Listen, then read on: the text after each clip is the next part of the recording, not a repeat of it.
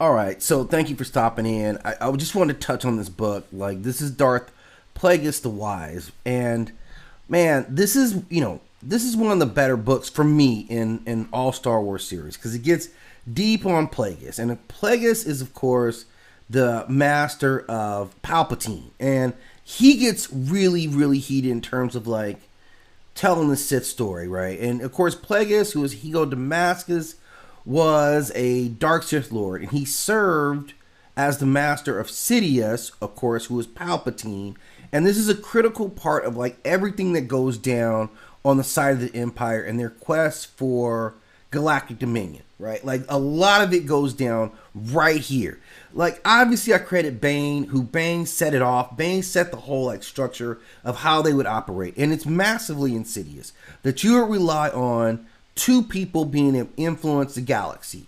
And it took a lot of evolution. Like the Sith Lords really changed. And you see a lot of it go down right here in this book. Like it's very important book. Because the way this starts off, like Plagueis is born to this like rich family. He's in the banking clan, right? The intergalactic banking clan. So he has wealth and influence, and you know it's already working in his favor. Like he's already kind of like feeling a path there. And he was trained by Tenebris, and Tenebris was a different kind of Sith Lord too. Like they were not necessarily brute force, but they were about mastering, like the fine tuning of like the Force. So Plagueis himself was really into with like midichlorians. He was really studying midichlorians because he was obsessed with immortality. He wanted to live. Like this is something really different. So, he goes about this, and this is where he's obsessed, and like the book starts off where he bodies the Sith Lord, is his master. He gets Tenebris. And it's a weird thing because it really reveals what the Sith, like this is the rule of two. It starts it off like this, the rule of two. Yeah, I got you, right? And it's an interesting thing because they have a conversation. Like he doesn't, challenge him to a duel. He lures him into a trap, right? And he kills him that way. And, there's a few moments where he's still alive and they're talking about it. Like first they're talking and he's like, oh wait, yeah, I set you up and like this goes down. And Tenebris is like, man, I applaud you for being so deceitful that you were able to lure me. Because he should have sensed it with the Force and all this stuff, right?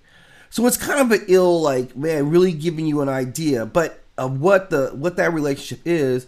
But to me, it really sets a tone of like, because I don't think Bane would have tolerated. I don't know how Bane would feel about that. But it's a different attacks, right? Like you sneaky, right? Like you sneaky. Everybody is sneaky sometimes, right? And you definitely are.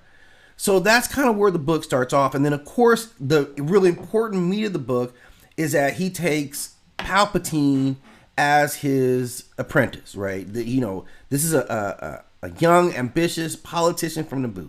So he's primed for this, right? And he brings him up. And his plan is that he's going to position everything in the background. He's going to manipulate they understand that it's going to be money in politics. That's really what this is all about. He has money. He has a politician. He's like, you can make this happen because we can take control of the Senate, right? So this is really where it's at. And he teaches him everything. He really incorporates lessons in like manipulation that would, lead to the ultimate capture of the galaxy. And see, but Plagueis was always chasing true immortality because he figured he would just be able to set this up. He'd run the galaxy from the background through Plagueis. So this is really, where he's coming at it with.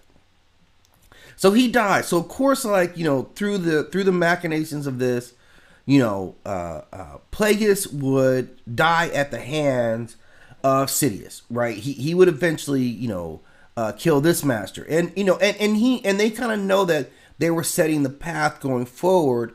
The only thing that messed it up for Plagueis is that he couldn't live forever. Like that's what his plan was, and you see this progression. And like it's not a spoiler alert because you already know what they're gonna do. If you've been up on the Sith Lord, like this is what they're all about. So he finally meets his hands at the end of his own apprentice, who does make it happen. Like that's the thing.